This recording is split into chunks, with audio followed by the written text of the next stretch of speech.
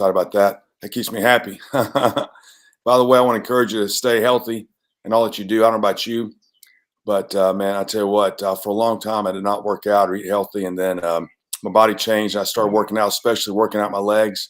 Do a lot of, uh, deadlifts, lifts, squats over the years and swing a kettlebell, stuff like that, trying to keep my legs strong so I can get out there and stay on my feet a long time. So I want to encourage you to do that because someone said the other day, hey, they hadn't preached in a while. They went out there and they said, man, I just wasn't really ready for the rigor of it. It looks pretty passive if you've never gotten out to preach before, but it's just this exhausting effort on your feet, standing on sidewalks and exerting both a physical and a spiritual energy. It's exhausting. You got to stay in shape. And, one mistake we all make is that we think that we can sort of eat our way to get our energy back. And really, when you get older and your metabolism slows down, that really kills you. That's what packs on the weight. So you just have to really take care of yourself.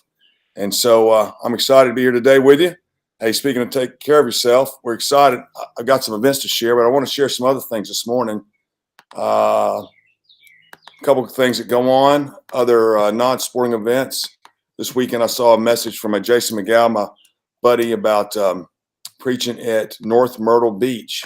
So these guys were at North Myrtle Beach today for St. Patty's Fest. And I love that. I love these guys are out there preaching, taking the initiative and getting out there. So let me do that again.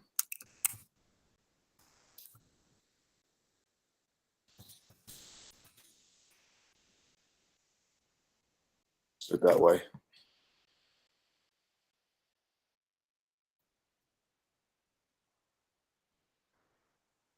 Try one more time if I can spell.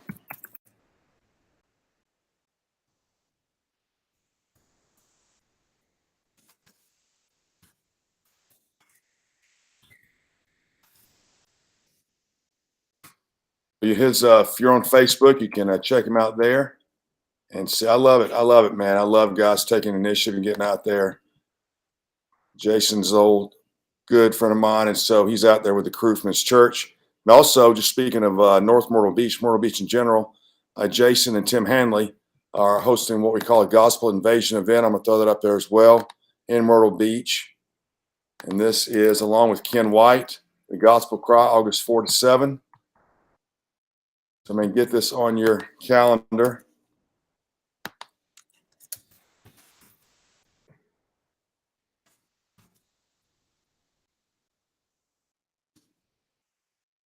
And go.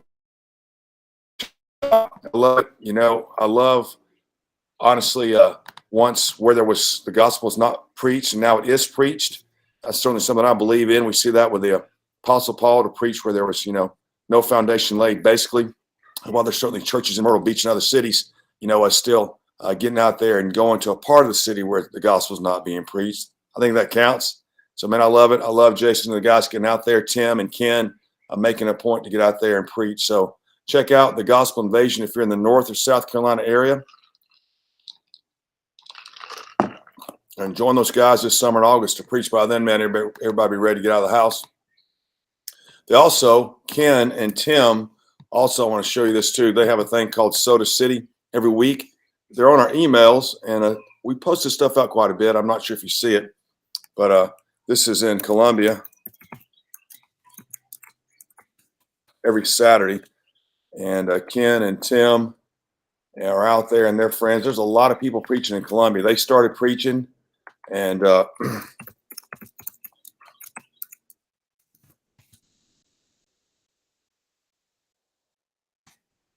check out this link. He's probably not as young as he looks, but this young man preaching, man, this is awesome. Out there without an amp, preaching the gospel out there at Soda City, all these people walking by. So click on this link and see that young guy preaching, man. He's getting after it. I love it. I love seeing people just go and give it all they got. And so Ken and Tim, if you're in the Columbia, South Carolina area, you live close by, these guys are up there in downtown Columbia every Saturday. I'm pretty sure it's every Saturday. You can message those guys, click on this Facebook page. You got Ken White's page right there, and send them a message of when they're out there and go down and join them. But man, that's a great place to get rolling down there as well. And the consistency. And those guys have told me there's another group coming out as well. Eric, hey man, Eric is 19. Ken says Eric is 19. Yeah, man, it looks like it. I love it. Hey, Ken, is he new? Is he a new preacher? He's just so sort of innocently preaching out there. I love it.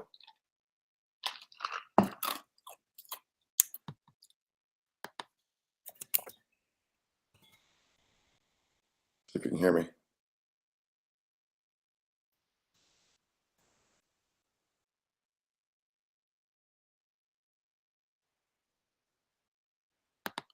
I love it, man. Those guys are out there getting after it. And Ken preaches all over the area, Columbia in the area, and Tim in the Midlands. So there's a lot going on. There is definitely a lot going on right there.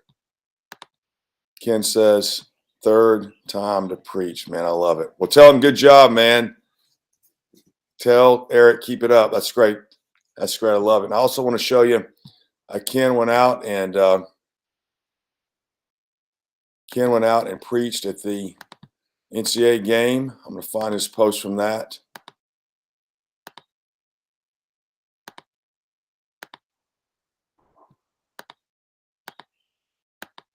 Here it is. Ken went up to Greenville, South Carolina for the March Madness and preached up there. And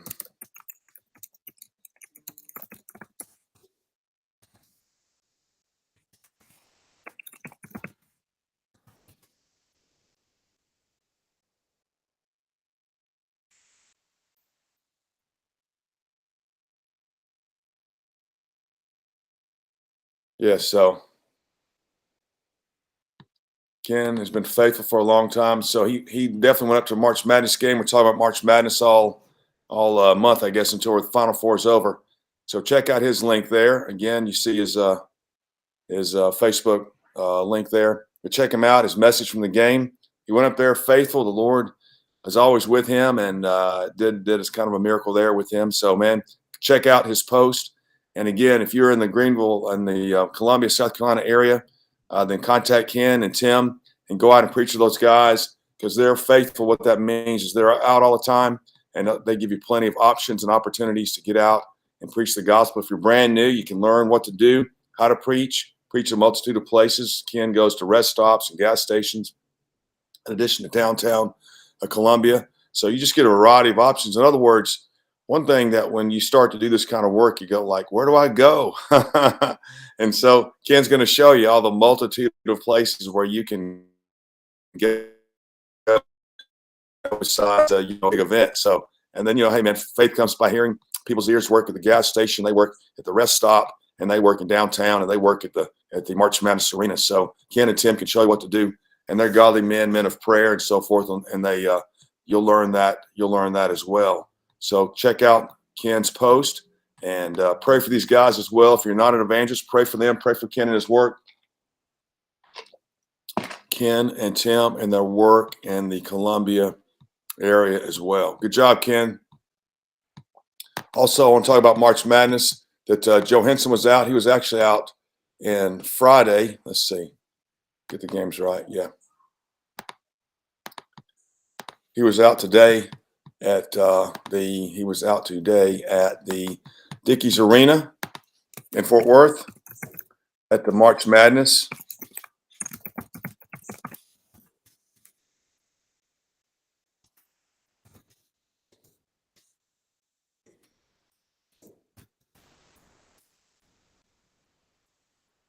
Check out his post.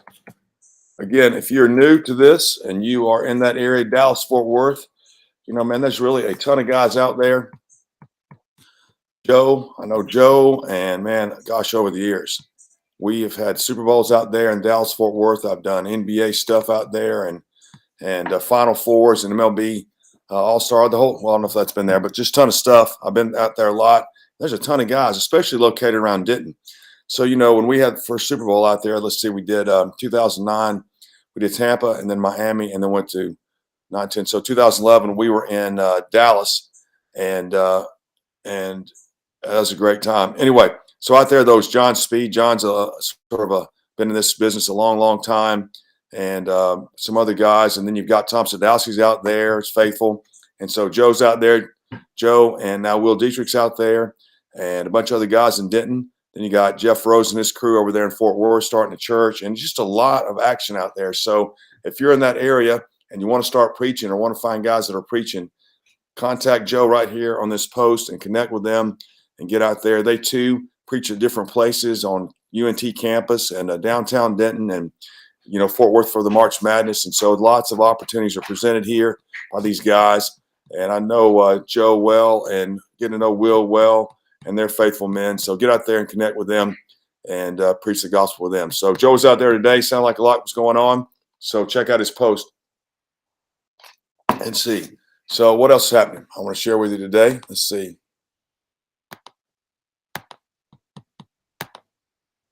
I want to, speaking of being healthy, now as soon as I say this, I do want to highlight somebody here. Connor Slane. Connor from Birmingham. You're going to laugh at me now. This is just the old man working here. But Connor has been to 2 Super Bowls with us. He's been to 2 Super Bowls. And he's friends with Al Baker and the gang down in Birmingham. And so, but he and his wife have started a candy company. It's called Slane Chocolate. And they are selling candy, chocolate candy. I'm going to put up the Facebook and the Facebook thing, the chocolate business. They have, they're selling candy. And since if you scroll down, you'll see the other, just see what that one does. Yeah. Is that thing scrolling? Look at that. Slane Chocolate. They're selling candy and for the Lord. And so check it out. So they've got verses on the candy. The one I'm looking at on Facebook says, "Worthy is the Lamb that was slain." Awesome. So slanechocolate.com is a website, but check out their link and support them. Buy candy, give it to somebody.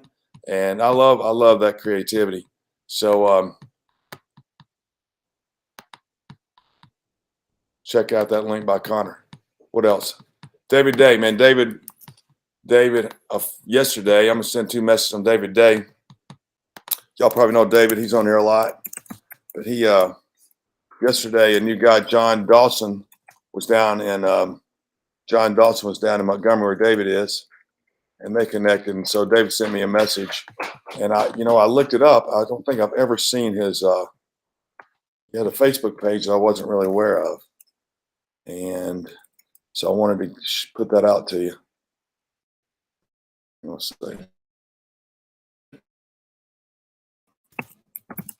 And if you're not following him, to follow David as well.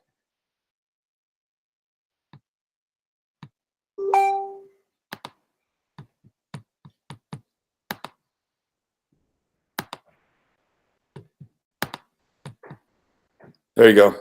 I think that is his website right there, the top one. And let's see what we got here. So.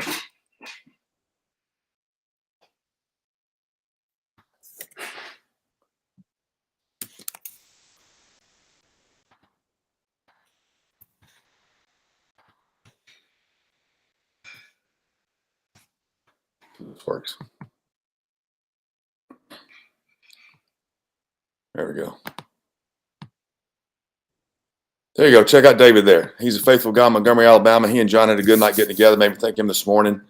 And he's been a Super Bowl team leader a couple of years. And he's a faithful brother. He preaches there at the abortion facility there in Montgomery. And he'll come and preach the Auburn games. He's been doing that as part of the SFOI 1000 program for a long time. And he's just a faithful guy, easy to be with. And so check him out. If you are not following him on Facebook, then follow David and see what he's doing. He's certainly creative in his post. But if you're new and trying to get a feel for what you can do out there preaching, then David's a great guy to follow as well. So follow him there on Facebook as well. And then, so we're going to go to these banners, open air preaching, Al Baker. Check that out. I'm going to get that link up there. Hang on a second.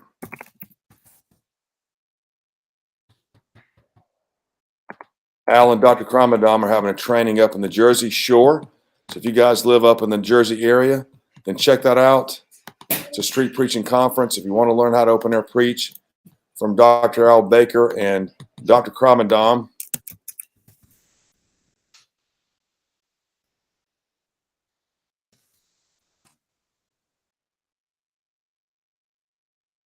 I mean, that's a great place. Apparently, the Boardwalk's a great place to get out there and preach.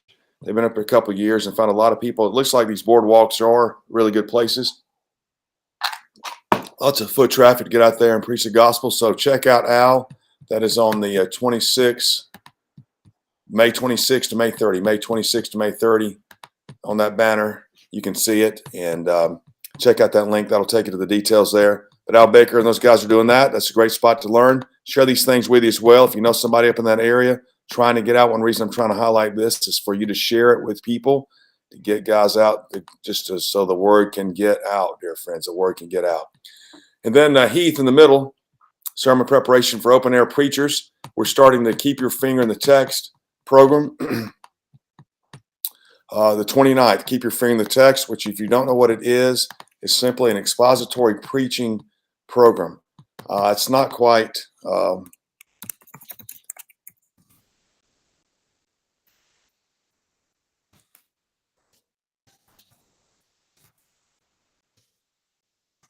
lot of times they'll say something like it's an expository preaching program, and I imagine people say, well, I've been in that kind of stuff.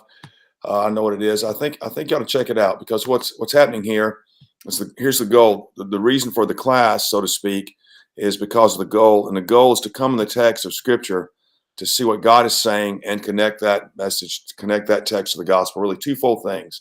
What is God saying in the text, and what is connecting that text to the gospel? That doesn't mean Jesus is in every verse. I'm not saying that, but at least the doctrines of salvation and so forth are in the Scriptures, are pretty saturated in there. And so the reason we do this is because, as a sports fan, we certainly believe in being preachers, open air preachers. And if you can go through this discipline, which is applicable to any book in the Scriptures, then you can have a multitude of sermons to preach versus just one message, so to speak. And that's really what you're after. We see in George Whitefield, and really good evangelists in the sense, like these sort of guys, what it represents is a depth of understanding of Scripture in a sense. And that's the ultimate benefit to us, is you have a depth of understanding as you come into the text and you see what God is saying in Ecclesiastes, or we're doing Gospel of Mark, or in the Psalms, or whatever. And all of a sudden the Scriptures kind of open up to you and you preach them. When you preach them, you're declaring the character and nature of God, who God is, and how He's working in the world, and so forth. And so you actually teach people who God is through the preaching from these various texts. And it's not just our theological or denominational or personal opinion about the text. Through the process which Heath teaches and Keep Your Finger in the Text, you come into the text and you're finding out without bias, without denominational influence and so forth, what is that text really saying? It's a simple process, but it takes some discipline and determination to work through it. So that's what's going on here. And I would encourage you to check out the link and talk to Heath about it. Here's what I'm going to do. I'm going to put Heath's info back on there. Talk to Heath about it.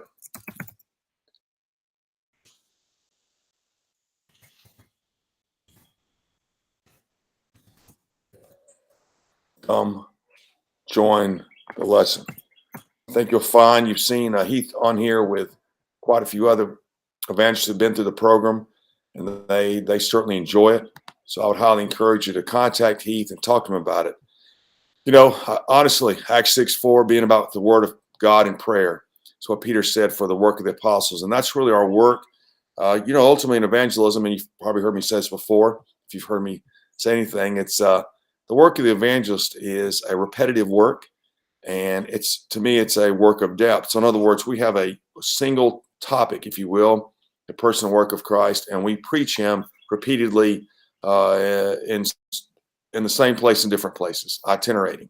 And so our challenge is, our charge is to know the Scriptures in a deep way, where we are bringing depth from the Scriptures to bear. And that's our work, to come into the text and learn the depth of the text and how to preach it as evangelists, and begin to bring the depth of this message into these various places that we go, always trying to point to the cross.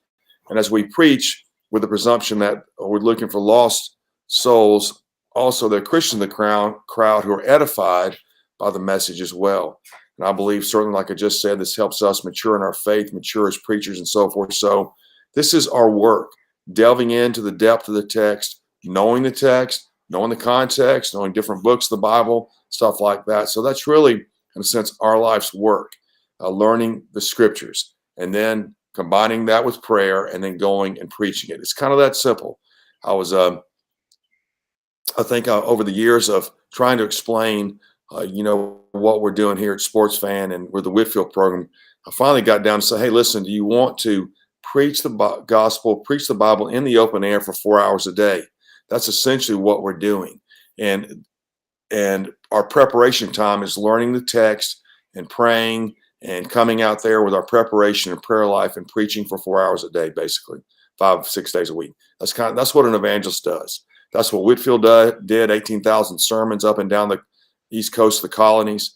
I mean, when he died in 1770, he was better known than George Washington, who would, lead the revolution in 6 years later. So that's what he did, man. That's what he did. But he knew the text. He was a great preacher. So this is what we're after. This is what you've got to zero in on. Learning the text, preaching the text, learning the text, preaching the text, preach and return, preach and return. That was Whitfield's philosophy. So that's what this training's all about. So send Heath a message, because when you learn the process, it simplifies this process of learning what's in the scripture. And I know you will be edified from it for sure. And so then we also got tomorrow, I want to say, I did skip a section here. Tomorrow at Dan Davis, hang on 1 second. Dan and Evan Jones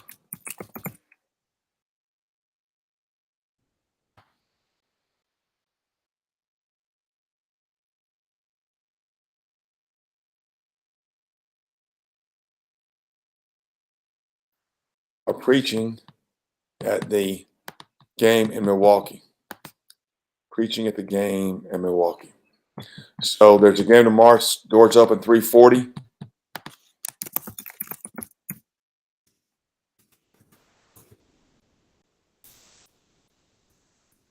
Preaching at five serve arena in Milwaukee. It's planned probably, I would say, from 3 p.m. to 5 p.m. basically CST. I'm going to put up here a 5-serve forum, and you can see the game if you're in that area, and go join them.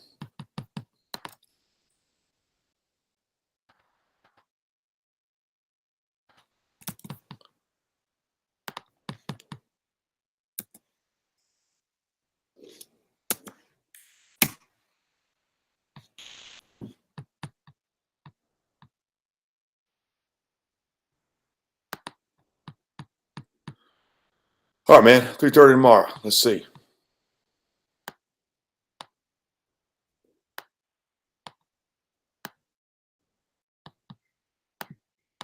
We're going to play tomorrow. Anyway, check it out. Go preach with them if you're in the Milwaukee area. It's exciting. I'm excited about this stuff. All right, a couple more things. You got some more banners up here. You got the Derby up here and the Final Four in the NFL Draft.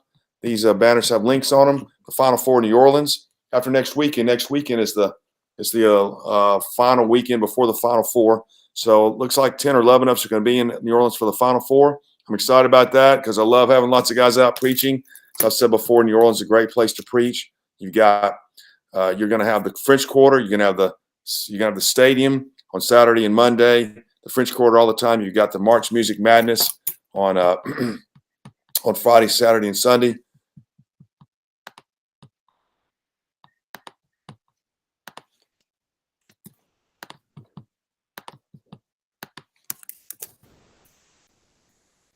All these details are on this link on Friday, Saturday, and Sunday.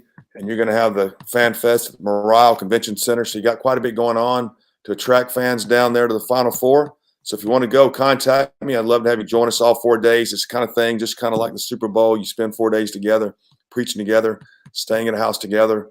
riding the ferry back and forth, all these things. It just becomes a lot of fun. Then plus all the people, and then who knows where the fans are going to be when they come down their Final Four. And, it's just the way this sort of business works, and being in the sports fan world, you just get a lot of variety of people out and about every year. That's why you can go every year, and it's kind of different location, different city, and different crowd of fans. So check out the Final Four, and then the NFL draft as well in Las Vegas. I've said before, man, this is going to be good. Both places, New Orleans and the draft, are great places to preach. Las Vegas Boulevard, we'll be out there 3 days, probably, at least 8 hours a day preaching. It's just nonstop traffic. I saw a message the other day, 600,000 people are going to be coming into town for the draft. We were at the Cleveland, Ohio last year for the draft. That was really busy. They had it at the stadium. We were out there all day. 6 of us, I think. It was great. And then the year before, I think, was in Nashville. So this event attracts a lot of people, plus all the folks in Las Vegas is normal. It's going to be really busy. And then Bobby McCray is leading the Kentucky Derby.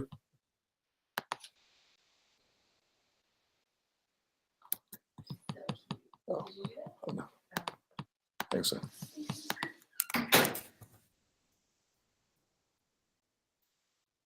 Then the Derby, Bobby McCray is leading the Derby. So May 5 to 8, the Derby should be better than last year, although last year, from what they told me, was really good. COVID's over. The fans will be there and be ready to roll. The Derby, I mean, look, man, all these places have their own unique environment, and the Derby certainly has a very distinct environment. And here's how it works. Churchill Downs holds 160,000 people. That's probably the biggest stadium apart from Talladega I've ever been at. I think that holds about 250. Anyway, so at the Derby, though, they roll in starting 8 a.m. to 2 p.m. Friday and Saturday. So you preach for 6 hours, catching all these people coming into this huge stadium. And you've got basically about a 50-yard span of street where you can stand 50, 75. I think 100's too long, but it's really close. Everything's really close. The streets are blocked off. All the fans are right there in front of you. So they roll in over a 6-hour period, 8 a.m., 2 p.m. You take a little break, and they start rolling out about 4 o'clock, trickle out. And then both races on Friday, Kentucky Oaks, and Saturday, the Derby, they start rolling back out.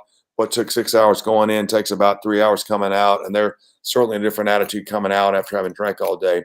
So it's a lot of fun. It's last year didn't rain for once, and so Ken Hustle's happy about that. And so, man, listen, the Derby, if you've never been, you got to go. Pastor Paul Matheny at Beachmont Baptist Church has allowed us last year and this year to come and ship in some cots and stay at his church. And the church is 0.9 miles from Churchill Downs. He also lets us use his van to drive everybody back and forth. This has gotten really easy and simple to ride back and forth. He feeds everybody. He and his gracious hospitality feeds everybody. And then this year, in terms of the teaching on Thursday night, Pastor Jerry Doris from Forum Church up in Shelbyville, Kentucky, where Travis Cartwright is a member, and some other guys. He also hosts this thing called the War Room, and his message, and Adam Cutshaw speaking to, is on men leading their families, men leading their families, men leading their families. It's of the utmost importance that we just really ignore the culture, ignore all these distractions, and focus on leading our family, teaching them a word, accepting that responsibility, and pressing forward to lead our family. So that's going to be teaching Thursday night, and then Friday, Saturday, get up, pray, get out there all day, 12 hours to preach the word. So if you want to go there, give me a message, and I'll pass it on to Bobby as well.